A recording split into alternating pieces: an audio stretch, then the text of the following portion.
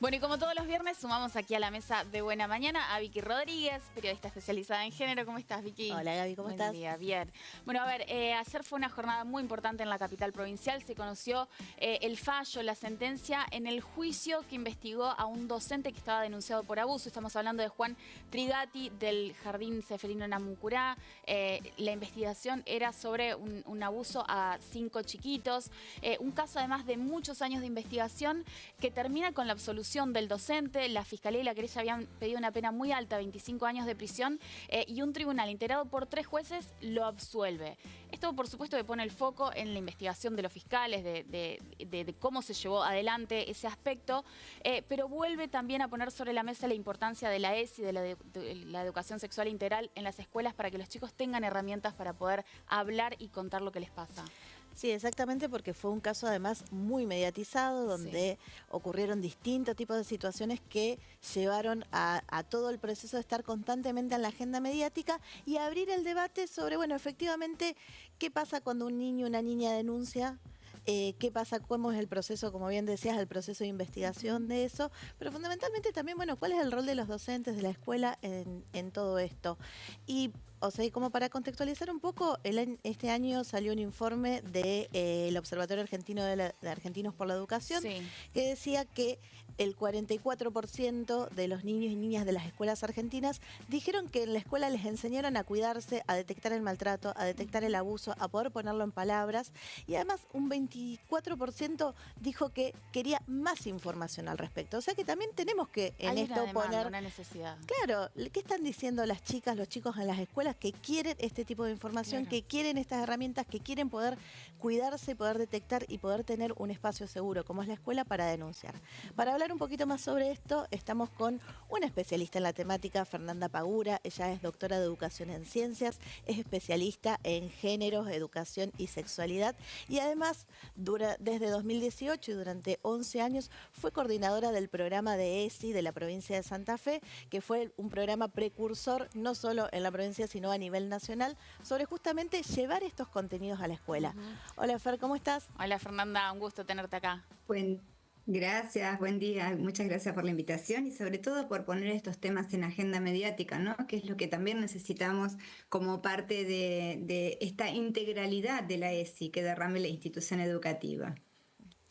Bueno, Fer, hablábamos antes de la nota un poco sobre estas otras cosas que dispara el caso de Trigatti, más allá de la resolución de la justicia, esto de poder pensar que, bueno, ¿qué pasa con los docentes? Hay como una idea de que, bueno, a partir de esto los docentes no pueden tocar a los alumnos, no pueden hacer nada dentro de la escuela, que tienen que tener distancia, porque así solamente van a zafar, si querés, de una denuncia. ¿Esto es verdad? ¿Es lo que está planteando la ESI realmente?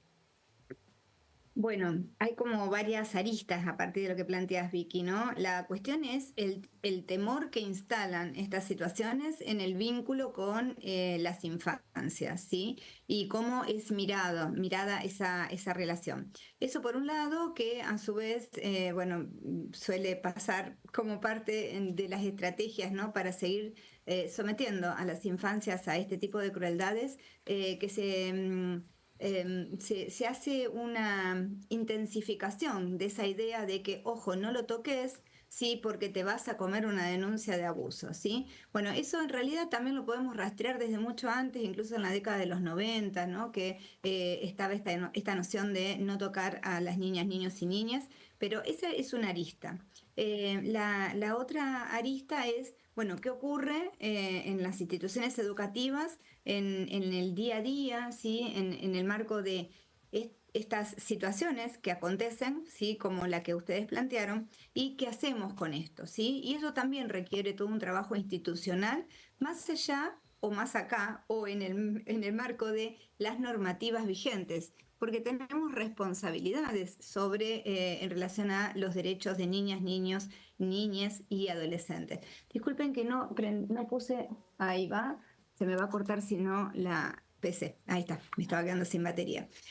Por lo tanto, hay como varias cuestiones a trabajar. Una de ellas es, los agentes del Estado somos quienes mediamos en la garantía de derechos, ¿sí?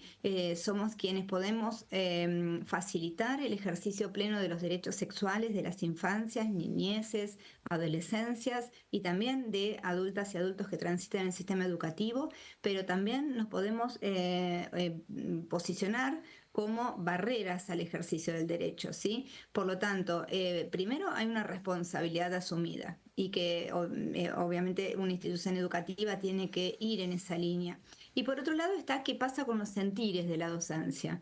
Y está bien que escuchemos este temor, ¿sí? Está bueno que lo podamos poner en palabras, pero lo cierto es que cuando analizamos la historia de la educación, no me voy a detener en los últimos días, décadas, en la historia de la educación, o ustedes mismas, ustedes mismos, quienes estén escuchando, podemos detectar en el momento en que alguien se acerca y me toca con una intencionalidad otra, que no es ni la ternura, ni la amorosidad, sino que hay una intención extra, ¿sí? Que tiene que ver con algo que me incomoda, con algo que no me está gustando, que en la piel la siento desde una incomodidad plena y que muchas veces no tenemos palabras para poder nombrar esa incomodidad. Y en el caso voy a hablar de las mujeres cis, que en relación a la violencia, que hasta incluso, digo esto para que quienes estén escuchando como adultas puedan pensar todas las situaciones que hemos vivido en las cuales incluso obtura la posibilidad de hablar, nos bloquea. Si eso nos pasa a mujeres adultas, imaginemos qué pasa con las niñeces cuando están en esa situación, ¿sí? Hay una imposibilidad de hablar. Pero volviendo al tema de esto que ustedes plantearon, ya no puedo tocarlo. No, hay una lectura de esa forma en que yo me vinculo, porque si no tampoco las familias podríamos colaborar, ¿sí? En el abordaje de la higiene de las infancias, en la enseñanza, porque, bueno, estaríamos en la misma situación. Y eso no ocurre. O sea, hay una intencionalidad otra que de parte de un victimario, ¿no? Que está imprimiendo en ese vínculo algo que quien está en ese lugar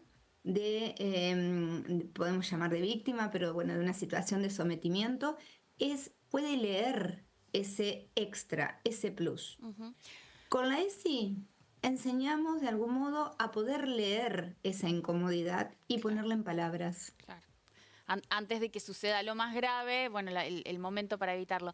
Fernanda, yo te quería preguntar un poco qué está pasando en las escuelas santafesinas respecto de la ESI. Digo, si tienen una radiografía de cómo se aplica, si es en todos los establecimientos el mismo contenido o no. Fue muy resistido también en la provincia de Santa Fe, fue una discusión muy intensa. Bueno, ¿qué pasa hoy en el día a día? Y si es que todos los chicos reciben de manera pareja la misma información. Sí, bueno, lamentablemente ese es parte de un monitoreo que todavía nos debemos, ¿sí? Porque es una ley que es justamente este mes cumple 18 años, ¿sí? Pero si bien hay dispositivos nacionales que hoy están bastante congelados en términos de monitoreo, sabemos que estamos trabajando con la ESI en el movimiento de significados culturales muy profundos. Por lo tanto, cuando vos me preguntas qué pasa, y pasan cosas muy distintas en las instituciones educativas, más allá del cruce entre instituciones de gestión pública o estatal, gestión privada, el lugar donde se asiente esa institución educativa, también va a estar asociado a la configuración en términos de cómo está conformado el equipo, si tuvo formación, no lo tuvo. Si tiene el coraje de seguir sosteniendo la ESI, ¿está? O sea, también el contexto, ¿sí? El contexto donde se inserta la institución educativa va también a jugar, ¿sí? Por eso también hay que fortalecer la docencia en argumentos.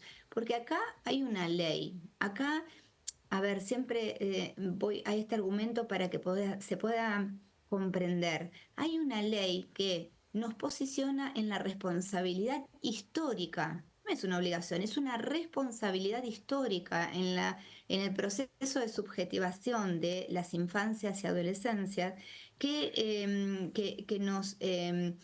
nos ubica por primera vez en la historia de forma absolutamente legal, ¿sí? En ese lugar de poder ofrecer herramientas para poder construir y ejercer una ciudadanía plena, ¿sí? En ese sentido, es como, y ahí viene el ejemplo, no le preguntamos a las familias si podemos dar el teorema de Pitágoras, ¿qué les parece? ¿Podemos dar la teoría de la evolución, que es la base de la biología moderna? No lo hacemos, ¿está? Y digo, ¿por qué le tenemos miedo a la ESI y por qué no a la teoría de la evolución? Que también va a discutir sentidos, ¿sí? Bueno, quizás la respuesta tiene que ver con que venimos a discutir relaciones de poder, gente. ¿Sí? Relaciones de poder que en el caso de el abuso sexual contra niñeces y adolescencias está asociado a una situación donde alguien goza con el sometimiento de esas infancias. ¿Sí? Y no está dispuesto, y lo voy a decir en masculino porque la mayoría son varones son varones cis heterosexuales, no homosexuales, como se suele creer a nivel de mitos, ¿está? Son varones que tienen sus familias, heterosexuales, tienen hijas, ¿sí? No están dispuestos a ceder, ¿sí? Esa legitimación histórica en términos de que si es una persona, una niña, un niño, es casi mi propiedad, lo cosifico desde una mirada simbólica, claramente que no aparece en estos términos, ¿no? Y sobre él como cosa, como si fuera esto como cosa, hago lo que quiero a favor de mi propio placer. Y eso necesitamos no solo hablarlo, sino ofrecer herramientas para poder tener una intervención, una implicación de parte de alguien que esté por fuera de esa relación. Claro. Si no, es muy difícil, ¿sí? Sí. Esa implicación por un tercero, que es una implicación real y simbólica, es decir, esto no solo no, sino también generar acciones, ¿sí? Para poder interferir y cortar, ¿sí? Empezar generar acciones de salir de esa situación de sometimiento. Ahí está la institución educativa. Ahí aparece también algo que, bueno, escuchábamos también en la nota anterior, la voz de las infancias en esto, la voz de, y esto que vos decías, la ESI viene a darle la palabra y a poner en palabras lo que está pasando. Y lo que vemos Sí. no solo en Argentina, sino ya en un contexto internacional y de avanzada de la derecha, que es algo que venimos hablando hace tiempo en este espacio, es que se retoma un concepto que hace algunos años había quedado erradicado, que es el SAP, el síndrome de alienación parental, que es un síndrome inventado, esto como para contextualizar un poco, es un síndrome inventado por un espacio de estudios que se creó en Estados Unidos, cuyo creador terminó suicidándose por haber sido acusado y porque se había comprobado distintos hechos de abuso sexual contra las infancias, ¿no? Esta avanzada de decir que lo que plantea el SAP es justamente que por ahí muchas veces las madres instalan en la cabeza de las infancias la idea de que alguien ha abusado de ellas o de que alguien las ha maltratado. Sobre esto, vos estás viendo también esta misma avanzada y este mismo reflote de un síndrome que no existe como tal dentro de la Organización Mundial de la Salud y que había sido refutado ya hace varios años. Sí, tal cual. Lo volvemos a escuchar. Lo volvemos a escuchar. Ah, bien. Lo volvemos a escuchar en el marco de defensas de padres que están asociados a causas vinculadas con abuso y en donde se reflota precisamente para culpabilizar a las madres, ¿está? Y como vos bien dijiste, no tiene ningún sustento científico, o sea que es absolutamente inventado, no hay corroboración empírica sobre esto, pero sí lo volvemos a encontrar. Y la lectura que podemos hacer es nuevamente quebrar esto que la ESI viene a traer, que es poder hacer político lo personal. ¿Y esto qué nos implica? ¿Qué nos viene a decir?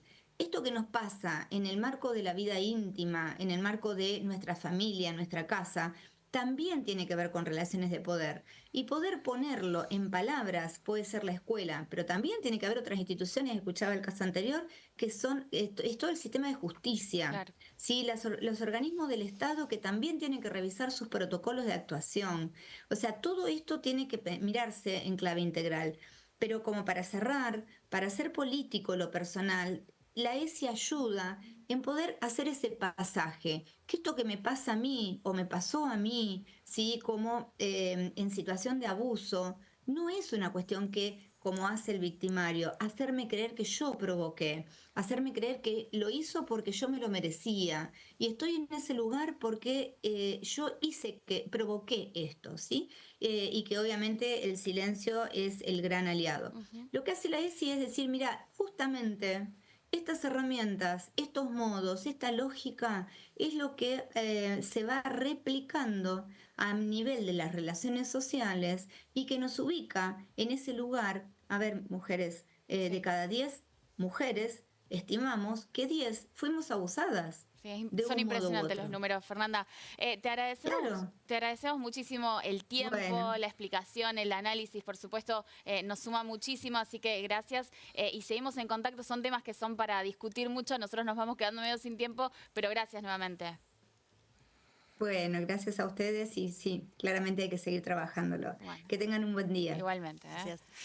Bueno, interesante escucharla también a Fernanda Paura, sumando voces entonces, casos complejos, pero que vale la pena también traer a la mesa. Nosotros ahora vamos a hacer una breve pausa y ya volvemos.